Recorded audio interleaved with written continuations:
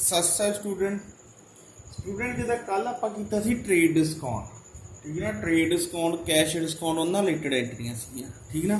ਅੱਜ ਅਸੀਂ ਨਵਾਂ ਟੌਪਿਕ ਕਰਨਾ ਹੈਗਾ ਆ, ਉਹਨਾਂ ਰਿਲੇਟਡ ਐਂਟਰੀਆਂ ਕਰਾਂਗੇ। ਉਸ ਤੋਂ ਬਾਅਦ ਫਿਰ ਆਪਾਂ ਸਾਰੀਆਂ ਕਹਿ ਜੀ ਜਿਹੜੀਆਂ ਮਤਲਬ ਕਾਮਨ ਸਵਾਲ ਦੇ ਜਿਹਨੂੰ ਸਾਰੇ ਤਰ੍ਹਾਂ ਦੀਆਂ ਐਂਟਰੀਆਂ ਪਹਿਲਾਂ ਆਪਾਂ ਅਲੱਗ-ਅਲੱਗ ਹੁਣ ਜਿੱਦਾਂ ਅੱਜ ਦਾ ਸਾਡਾ ਟੌਪਿਕ ਹੈਗਾ ਜਿਹੜੀਆਂ ਆਪਾਂ ਐਂਟਰੀਆਂ ਕਰਨੀਆਂ ਉਹ ਹੈਗੀਆਂ ਸਾਡੇ ਕੋਲ ਇਨਕਮ ਐਂਡ ਐਕਸਪੈਂਸਿਸ, ठीक है जी, of income and expenses of past, ठीक है जी, प्रेजेंट ते फ्यूचर, ठीक ना। कि मतलब जे कोई आप एक्सपेंसिस पेड की पास्ट ਲਈ ਆ, ठीक ना। ਮੰਨ ਲਓ ਫੋਰ ਐਗਜ਼ਾਮਪਲ ਮੈਂ ਕੀ ਕਹਿ ਦਿੰਦਾ ਕਿ ਸਾਡਾ ਜਿਹੜਾ ਈਅਰ ਹੈਗਾ ਆ ਕਰੰਟ ਈਅਰ ਆ ਜਿਹੜਾ ਯਾਨੀ ਕਿ ਜਿਹੜਾ ਸਾਡਾ ਚੱਲਦਾ ਪਿਆ ਉਹ ਕਿਹੜਾ ਜੀ, ਉਹ ਹੈਗਾ 2019 ਹੈ। ਕਿਹੜਾ ਜੀ 2019, ਠੀਕ ਨਾ। ਹੁਣ 2019 ਹੈਗਾ ਆ, ਮੰਨ ਲਓ ਜਿਹੜੀ ਆਪਾਂ ਐਕਸਪੈਂਸਿਸ ਪੇਡ ਕੀਤੀ ਆ, ਮੰਨ ਲਓ ਕੋਈ ਵੀ ਐਕਸਪੈਂਸਿਸ ਪੇਡ ਕੀਤੀ ਆ ਉਹ ਕਿੰਨੇ ਲਈ ਕੀਤੀ ਆ ਜੀ 2018 ਲਈ, ਯਾਨੀ ਕਿ 2018 ਦਾ ਖਰਚਾ ਰਹਿੰਦਾ ਸੀ ਉਹ ਆਪਾਂ ਪੇਡ ਕੀਤਾ ਆ। ਤੇ ਉਹ ਆਪਾਂ ਕਹਿ ਸਕਦੇ ਆ ਐਕਸਪੈਂਸਿਸ ਕਿਹਦੀ ਆ ਜੀ, ਪਾਸਟ ਦੀ ਆ, ਯਾਨੀ ਕਿ ਜਿਹੜਾ ਸਮਾਂ ਨਿਕਲ ਗਿਆ ਆ, ਠੀਕ ਨਾ। ਔਰ ਇਸੇ ਤਰ੍ਹਾਂ ਬੇਟਾ ਮੰਨ ਲਓ ਅਸੀਂ ਐਕਸਪੈਂਸਿਸ ਪੇਡ ਕਰਦੇ ਹੈਗੇ ਆ 2019 ਲਈ ਜਿਹੜਾ ਸਨ ਚੱਲਦਾ ਹੀ ਪਿਆ ਆ, ਤਾਂ ਉਹ ਸਾਡੇ ਕਾਹਦੀ ਹੋਣੀ ਆ ਜੀ, ਕਰੰਟ ਈਅਰ ਦੀ ਜਾਂ ਫਿਰ ਕਿਹਦੀ ਆ ਜੀ, ਪ੍ਰੈਜੈਂਟ ਈਅਰ ਦੀ, ਠੀਕ ਨਾ। ਔਰ ਇਸੇ ਤਰ੍ਹਾਂ ਬੇਟਾ 2000 ਜੇ ਆਪਾਂ 20 ਦੀ ਪੇਡ ਕਰਦੇ ਆ, ਇਹਦਾ ਮਤਲਬ ਜਿਹੜਾ ਸਾਲ ਚੱਲਦਾ ਪਿਆ ਉਹ ਤੋਂ ਅਗਲੇ ਸਾਲ ਦੀ, ਮਤਲਬ ਕਿਹਾ ਜੀ ਨੈਕਸਟ ਈਅਰ ਦੀ, मतलब ये वाला काहदी होनी साडे कोल फ्यूचर दी होनी एक्सपेंस, ठीक ना। कि मतलब तुहानूं दस्सिया होना किद्दां ओहदी एंट्री आपां पानी है, ठीक ना। जे हुण साडे कोल मैं आ ले लेना बेटा दो तीन, मान लो असीं कह दिंदे आ जी कि rent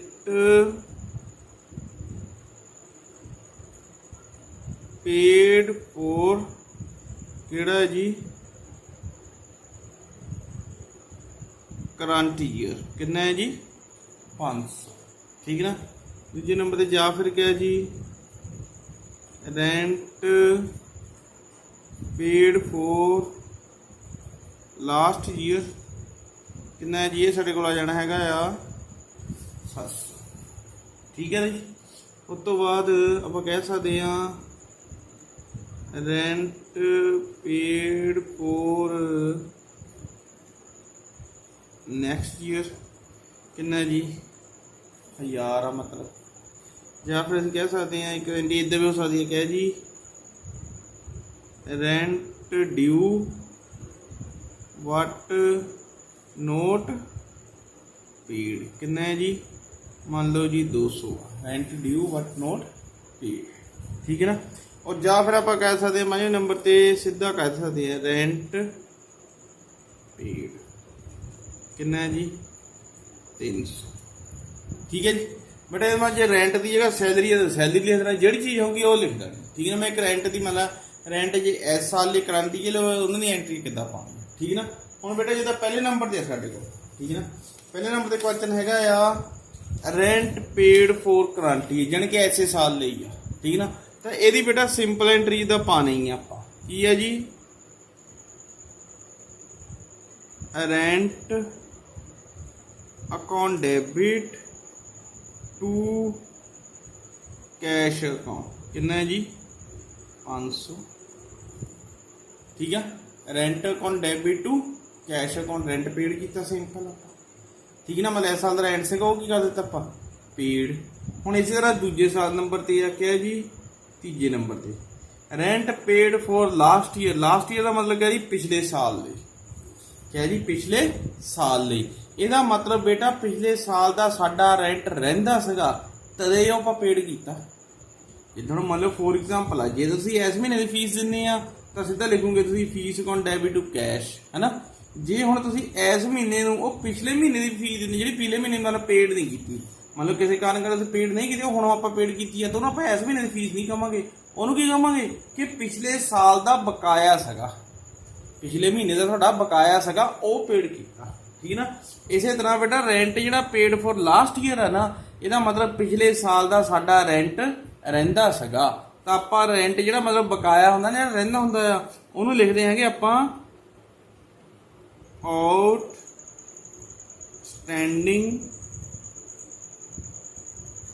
rent account debit to cash account.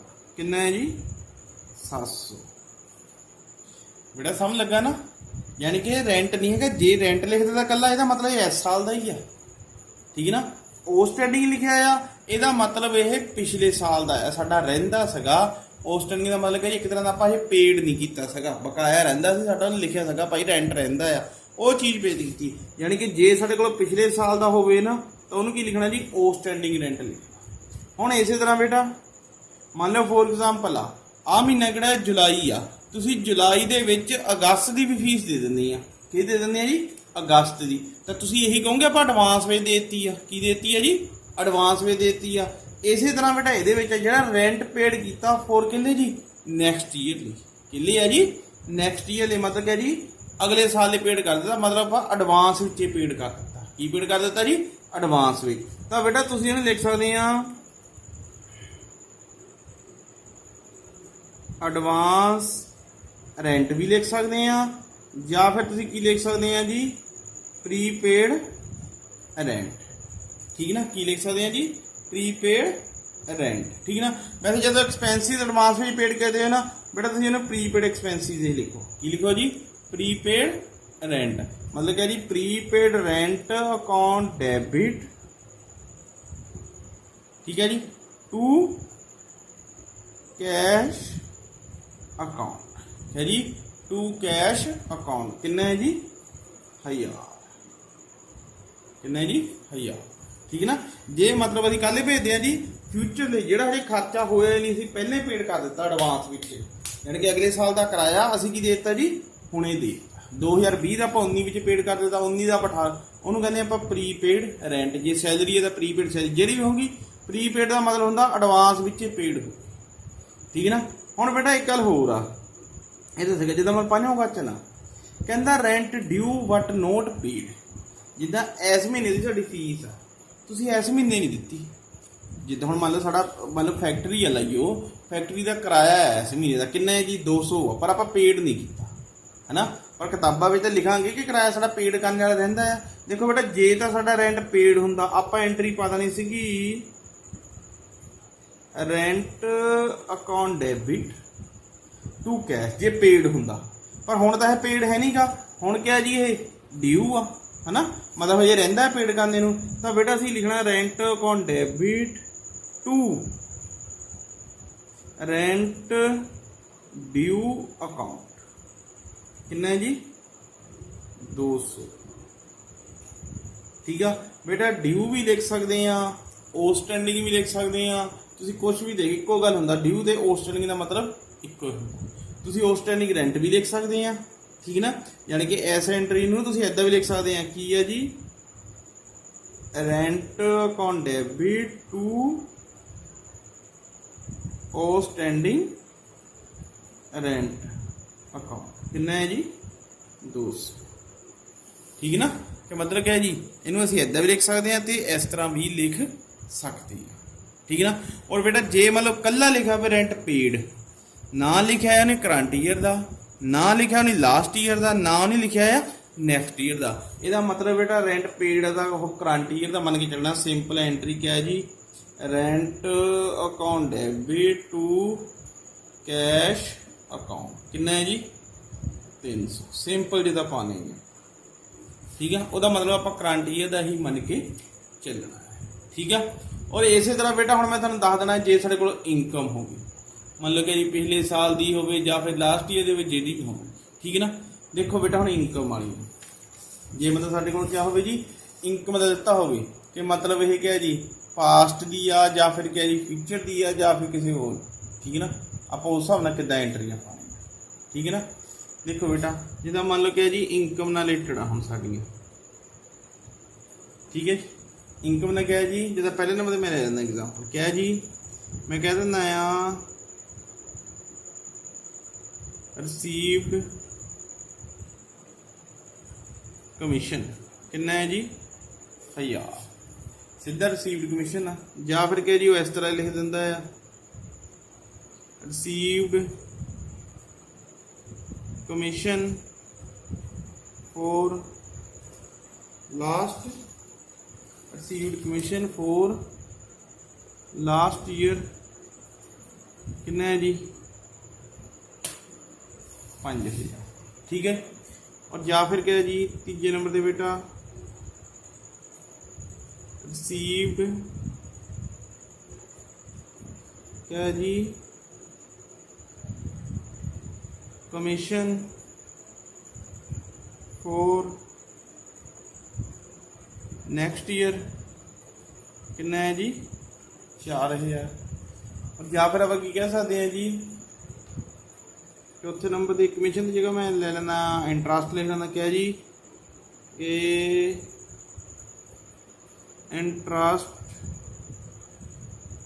Earn ठीक है जी but not received but not received कितना है जी 2000। ठीक है। और या फिर सिंपल लिख सकते हैं क्या है जी कमीशन रिसीव्ड फॉर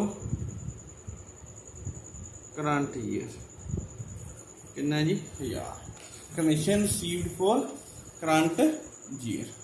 ठीक है ना। या फिर इस तरह एंट्री पा देनी ठीक है ना। हम बेटा देखो जो थाडे कोल पहले नंबर ते क्या है जी रिसीव्ड कमीशन सिंपल जो आप एंट्री पानी होंगी आ मतलब रिसीव्ड कमीशन कह दिता आ तो असीं की पानी जी एंट्री ये एंट्री आ जी है साडे कोल पहले नंबर ते जी रिसीव्ड है ना ये तो पहले दसिया बेटा मैं देखा कई एंट्रियां गलत पई जो रिसीव्ड आ गया कैश की आना जी डेबिट जो पेड आ गया कैश की आना जी टू ना ठीक है ना। जो हम साडे कोल क्या है जी रिसीव्ड कमीशन है रिसीव्ड का कैश डेबिट आना तो एंट्री की आनी बेटा cash account debit to commission account कितना है जी 10,000। ठीक है ना। नरेशन वही बेटा लिख देना बीइंग कमीशन रिसीव बस सिंपल ठीक है ना। और इस तरह बेटा जे मतलब कोई पिछले साल का रिसीव्ड होया वही ये मतलब क्या जी पिछले साल का कमीशन क्या जी ड्यू सगा या आउटस्टैंडिंग सगा फिर वही पता नहीं जे इस साल का कमीशन रिसीव्ड हो जाता अब एंट्री पानी थी cash account debit to commission पर सानू कदों मिले जी हुण अगली एंट्री में पिछले साल का यानी कि पिछले साल का की होना सगा जी आउटस्टैंडिंग सगा वो सानू रिसीव्ड होया जे रिसीव्ड आ तो कैश अकाउंट डेबिट का आना ही आना है कैश अकाउंट डेबिट टू जो भी चाहे कमीशन ड्यू लिख दो कमीशन ड्यू लिख दो कितना है जी 5,000 चाहे कमीशन आउटस्टैंडिंग लिख दो कुछ भी लिख सकते हैं ठीक है ना चाहे कमीशन अक्यूर्ड लिख दो ठीक है ना मतलब कोई गलत नहीं होगा ठीक है ना। मतलब क्या जी ये जो कमीशन मिले सानू जे कला कमीशन का मतलब आप मनना करंट ईयर का पर यह कमीशन कहता हुण पिछले साल का जो पिछले साल का नहीं मिले सी वो इस साल सानू मिल गया ठीक है ना। और इस तरह बेटा साढ़े तीजे नंबर पर क्या जी कहना कमीशन रिसीव फॉर नैक्सट हुण जो अगले साल का कमीशन सीगा ना वो भी सानू हुणे मिल गया हुणे का मतलब क्या जी एडवांस में मिल गया की मिल गया जी एडवांस में तो एंट्री की आनी है जी जो सानू कमीशन मिलिया कैश अकाउंट डेबिट रिसीव्ड है तो कैश अकाउंट डेबिट तो आना ही आना है जे चैक हो तो बैंक आ जाना ठीक ना। तो नाल की आना जी जो सानू कहते एडवांस में मिल गया ना कमीशन टू एडवांस कमीशन कितना जी 4,000 कि जो सानू कमीशन मिलिया की मिलिया जी वो एडवांस में मिल गया सानू ठीक है ना। ये बेटा साडी तीजी entry receive commission for next year ठीक है ना।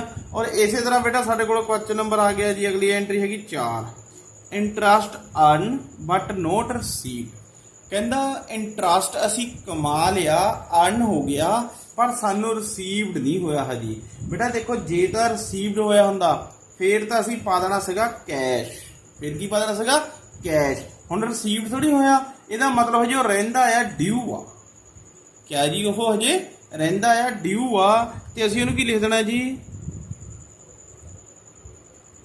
Interest due account debit to interest account कितना है जी 2000। यानी कि जिहड़ा इंटरस्ट सीगा वो क्या सीगा जी ड्यू सीगा, सानू हजे रिसीवड नहीं होया।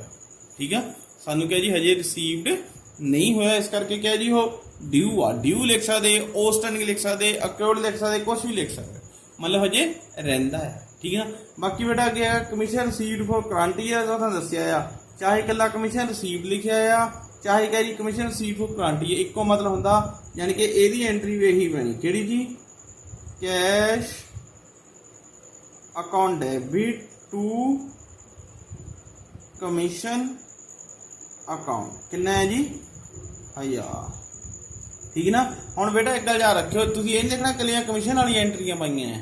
जिद्दां इनकम दे विच कमीशन रिसीवड की जगह तुहाडे कोल इंटरस्ट रिसीवड भी हो सकदा, रेंट रिसीवड भी हो सकदा है।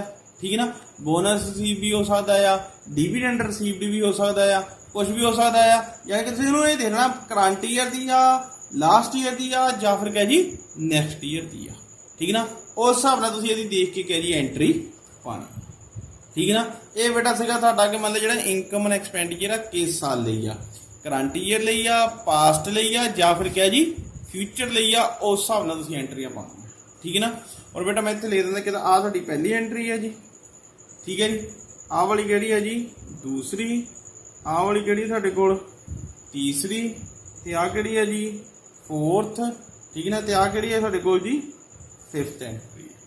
ठीक है ना, जिहड़ियां मैं उपर आ पाईयां है किहड़ी है जी फस्ट। ठीक है, सैकेंड आ तुहाडी हो गई जी थर्ड, ते आ हो गई जी फोर्थ। ठीक है ना, ते आ हो गई तुहाडी कोल जी फिफ्थ एंट्री। इन्हां दी मैं एंट्रियां पाईयां फस्ट सैकेंड थर्ड फोर्थ। ठीक है ना। हुण बेटा इस तो बाद तुसीं देखो जी अगला टॉपिक तुहाडा। ठीक है ना, ये तो सीगा इनकम एंड एक्सपेंडिचर क्या जी आपां किस टाइम लई पेड कीतियां है, फ्यूचर लई, पास्ट लई या होर। ठीक है ना। हुण बेटा अगला क्वेश्चन देखो तुहाडा जिहड़ा अगला टॉपिक आ, अगला टॉपिक हैगा साडे कोल कि जे साडे कोल एक्सपेंसिस होईयां होण, की है जी एक्सपेंसिस काहदे उत्ते जी sale of goods and fixtures. क्या जी expenses on sale of goods and fixed assets। ठीक है, expenses sale of goods and fixed assets मान लो expenses on sale and purchase। बेटा परचेज वाला भी नाले कर दे हुण। क्या जी सेल एंड परचेज, जे मतलब सेल ते परचेज ते एक्सपेंसिस होईयां होण किहदे जी गुड्स एंड फिक्स एसेट। ठीक ना, जिद्दां बेटा मैं आ लेना पहले नंबर ते, पहले मैं कह दिंदा आ गुड्स परचेज फ्रॉम रवि कितना है जी 5000। ठीक ना, एंड पेड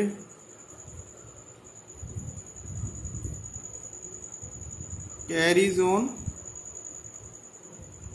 परचेज कितना है जी 500। Carry goods purchase from Ravi 5000 and paid carriage on purchase कितना है साडे कोल जी कैरीज ऑन परचेज कितना जी 500। ठीक है ना, और इसी तरह बेटा मैं दूजा लिख लेना जी, दूजी हैगी एंट्री साडे कोल। ठीक है जी, दूजी एंट्री की है जी साडे कोल, मैं कह दिंदा परचेज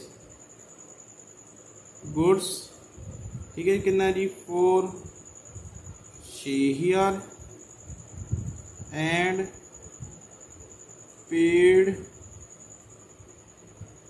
फ्रेट ऑन परचेज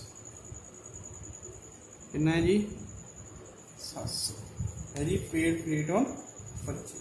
ठीक है, इसी तरह बेटा अगे आ जाता साडे कोल क्या जी ये परचेज मशीनरी और कितना है जी मैं कह दें 7000 एंड पेड इंस्टॉलेशन चार्जेस कितना है जी 800। इस तरह एक और एंट्री ले लेंगे आप, क्या है जी purchase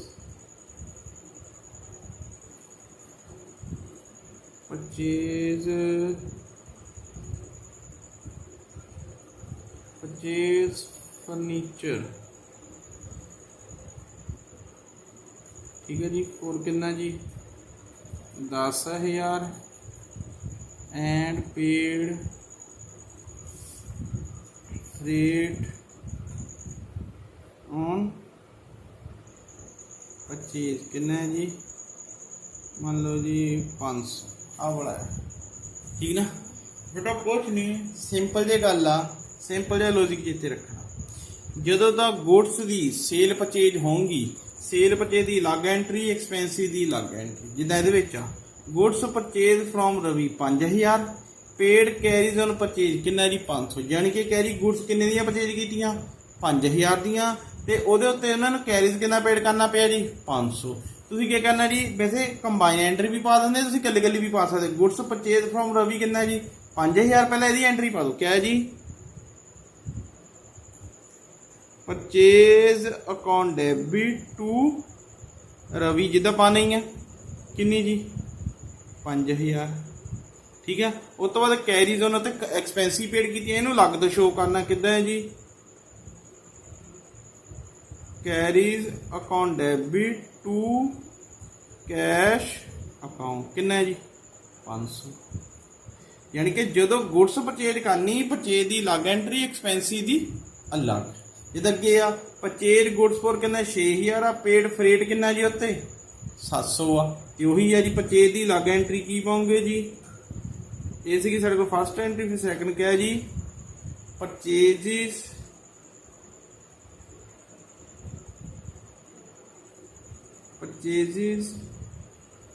account debit to cash account, क्योंकि बेटा इतने लिखिया नहीं उन्हें कितों, इतने पहला मन के उधार खरीदिया है रवि तो आप उत्थे की लिखा जी रवि, पर इतने लिखा सीधा परचेज मतलब कैश परचेज है। किन्ना है जी साढ़े कोल ये है साढ़े कोल 6000,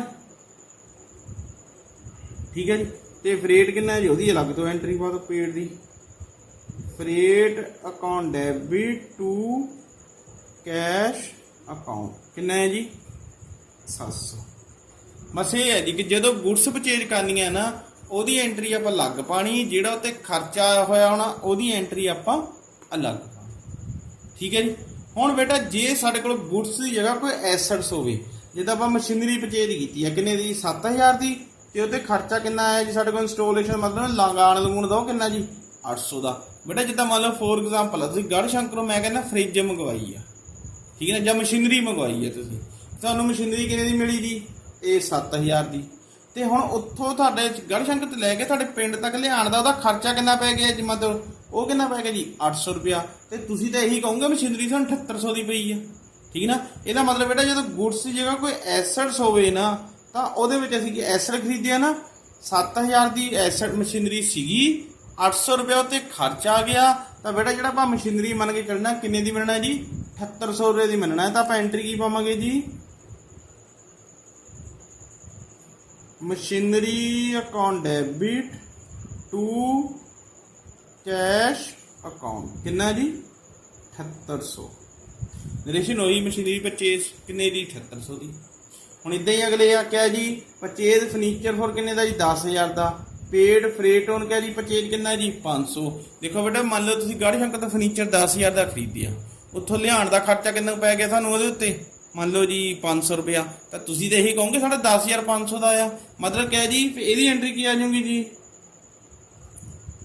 किन्ना है साढ़े को चौथी एंट्री है ना ये, हाँ जी आ लो चौथी एंट्री की आनी साढ़े को आनी हैगी आ furniture account debit to cash account बेटा जोड़ के आ लो। यानी कि बेटा सिंपल जी गल आ, जे असी गुड्स खरीदते हैं परचेज करते हैं, परचेज की एंट्री अलग, जो खर्चा होना वो एंट्री अलग। ਲੇਕਿਨ ਦੂਜੇ ਪਾਸੇ ਜੇ ਆਪਾਂ ਐਸਿਡ ਖਰੀਦਦੇ ਆ ਤਾਂ ਐਸਿਡ ਦੇ ਵਿੱਚ ਜਿਹੜੀ ਸਾਡਾ ਖਰਚਾ ਹੋਇਆ ਹੋਣਾ ਨਾ ਤੇ ਲਿਆਉਣ ਦਾ ਜਾਂ ਉਹਨੂੰ ਇੰਸਟਾਲੇਸ਼ਨ ਕਰਨੇ ਦਾ, ਉਹ ਬੇਟਾ ਅਸੀਂ ਅਲੱਗ ਤੋਂ ਨਹੀਂ ਲਿਖਣਾ, ਉਹਦੇ ਵਿੱਚ ਜੋੜ ਕੇ ਹੀ ਲਿਖ ਦੇਣਾ ਸਿੰਪਲ, ਠੀਕ ਨਾ। ਯਾਨੀ ਕਿ ਅਸੀਂ ਇਹੀ ਮੰਨਣਾ ਕੋਈ ਐਸਿਡ ਦੀ ਕੋਸਟ ਦੇ ਵਿੱਚ ਹੀ ਇਨਕਲੂਡ ਹੋ ਗਿਆ, ਠੀਕ ਨਾ ਬੇਟਾ। ਇਹ ਵਾਲੇ ਤੁਹਾਡੇ ਸੇਲਸ ਗਏ, ਇਹਦੇ ਵਿੱਚ ਆਪਾਂ ਹੁਣ expense purchase of goods and fixtures ਕਰ ਲਿਆ ਤੇ ਸੇਲ ਵਾਲਾ ਤੁਹਾਨੂੰ ਮੈਂ ਕੱਲ੍ਹ ਨੂੰ ਕਰਵਾਉਂਗਾ, ਠੀਕ ਨਾ। ਇਹਦੇ ਨਾਲ ਦੇ ਬੇਟਾ ਮੈਂ ਕੁਐਸਚਨ ਦਊਂਗਾ, ਉਹ ਵਾਲੇ ਤੁਸੀਂ ਕਰ ਲਿਓ, ਠੀਕ ਹੈ ਨਾ। ਤੇ ਬਾਕੀ ਜੇ ਕੋਈ ਪ੍ਰੋਬਲਮ ਹੋਈ ਤਾਂ ਮੈਨੂੰ ਦੱਸ ਦਿਓ, ਠੀਕ ਨਾ। ਔਰ ਬੇਟਾ ਕੋਸ਼ਿਸ਼ ਕਰਿਆ ਕਰੋ ਜਿਹੜੇ ਤੁਸੀਂ ਮੈਨੂੰ ਕੁਐਸਚਨ ਭੇਜਦੇ ਹੁੰਦੇ ਚੈੱਕ ਕਰਨੇ ਨੂੰ, ਜਿਹਦੇ ਜਿਹਦੇ ਟੌਪਿਕ ਕਰੀ ਜਾਂਦੇ ਆ ਉਹਦੇ ਨਾਲੇ ਨਾਲ ਭੇਜ ਦਿਆ ਕਰੋ। ਜਦੋਂ ਤੁਸੀਂ ਇਹਨਾਂ ਸਾਰੇ ਇਕੱਠੇ ਕੁਐਸਚਨ ਲਿਖਣੇ ਚੈੱਕ ਕਰਨੇ ਨੂੰ ਭੇਜਦੇ, ਫਿਰ ਮੈਨੂੰ ਵੀ ਥੋੜੀ ਪ੍ਰੋਬਲਮ ਆ ਜਾਂਦੀ, ਜ਼ਿਆਦਾ ਕੁਐਸਚਨ ਹੋ ਜਾਂਦੇ, ਠੀਕ ਹੈ ਨਾ। ਬਾਕੀ ਬੇਟਾ ਤੁਸੀਂ ਵਧੀਆ ਕਰਦੇ ਪਏ ਹੋ, ਠੀਕ ਨਾ। ਜੇ ਕੋਈ ਮੰਨ ਲਓ ਸਮਝ ਲੱਗੀ ਨਾ ਹੋਵੇ, ਕੋਈ ਪੁਆਇੰਟ ਰਹਿੰਦਾ ਹੋਵੇ ਤਾਂ ਤੁਸੀਂ ਮੈਨੂੰ ਦੱਸ ਸਕਦੇ ਹੋ, ਠੀਕ ਨਾ। ਔਰ ਇੱਕ ਬੇਟਾ ਹੋਰ ਤੁਹਾਡੀ ਜਿਹੜੀ ਹੈ ਨਾ ਮਤਲਬ ਕਿਆ ਜੀ, ਉੱਥੇ ਮਤਲਬ ਫੋਰ ਐਗਜ਼ਾਮਪਲ ਕੀ ਕਹਿੰਦੇ ਆਪਾਂ, ਜਿਹੜਾ ਸਾਡਾ ਮਤਲਬ ਸਕੂਲ ਲੱਗਦਾ ਹੈ ਨਾ, ਜਿਹਦਾ ਫੀਸ ਜਮ੍ਹਾਂ ਕਰਾਉਣੀ ਹੁੰਦੀ ਆ, ਉਹ ਤੁਹਾਡਾ ਦਿਨ ਹੈਗਾ ਆ, ਇੱਕ ਤੁਹਾਡਾ ਸੋਮਵਾਰ ਆ, ਸ਼ੁੱਕਰਵਾਰ ਆ, ਤੇ ਨਹੀਂ ਵੀਰਵਾਰ ਰੱਖਿਆ ਆ, ਠੀਕ ਨਾ। ਜਿਹੜੀਆਂ ਤੁਹਾਡੀਆਂ ਫੀਸਾਂ ਰਹਿੰਦੀਆਂ ਤੁਸੀਂ ਆਪਣੇ ਉਦਣ ਜਾ ਕੇ ਜਮ੍ਹਾਂ ਕਰਾ ਦਿਓ। ਕੋਈ ਫੇਰ ਵੀ ਮੰਨ ਲਓ ਪੁੱਛਣਾ ਹੁੰਦਾ ਤਾਂ ਮੈਨੂੰ ਪੁੱਛ ਲਿਆ, ਠੀਕ ਨਾ। ਓਕੇ ਬੇਟਾ ਥੈਂਕਸ। ਇਹਦੇ ਨਾਲ ਦੇ ਸਵਾਲ ਕਰ ਲਿਓ, ਜੇ ਕੋਈ ਪ੍ਰੋਬਲਮ ਹੋਈ ਤਾਂ ਮੈਨੂੰ ਦੱਸ ਦਿਓ। ਓਕੇ ਬੇਟਾ ਥੈਂਕਸ।